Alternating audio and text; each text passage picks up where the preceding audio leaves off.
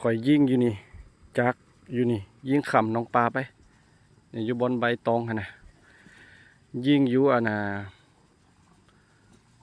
รวมต่างกองประมาณ7-8 บาทนี่แหละนี่เห็นบ่อันใบเบิ่งสายมือขาวๆนี่ข่อยยิงอยู่นี่หาลูกเข้าหมดเดี๋ยวเขาจะไปเบิ่งไกลๆนะนี่ยางมันฮอดแล้วนะคุณเนาะฟังแล้วเนาะเขาอยู่ยิงมากนะทำอินไหมเขายิงอยู่นี่ยิงอยู่นี่แล้วมันตกอยู่ดี2 บาทตกอยู่นี่2 บาทแล้วก็ปั๊บมานี่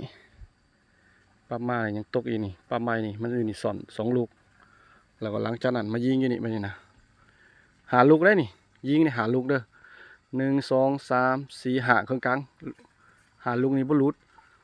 คันว่าข่อยมีขาตั้งนะขาตั้งปืนนะคือจีแม่นกว่านี้เนาะอันนี้ประมาณ22-23 เมตรนี่นะถือว่าโอเคเลยคักอยู่แต่ก็ต้องใส่เบิ้งระยะยาวเบิ้งไปจะได้แต่ว่าคักและสำนี่นะ20 เมตรนี่เข่าหูเดียวบ่เป็นหูเดียวแบบนี้บ่แตกเลยกลุ่มนะ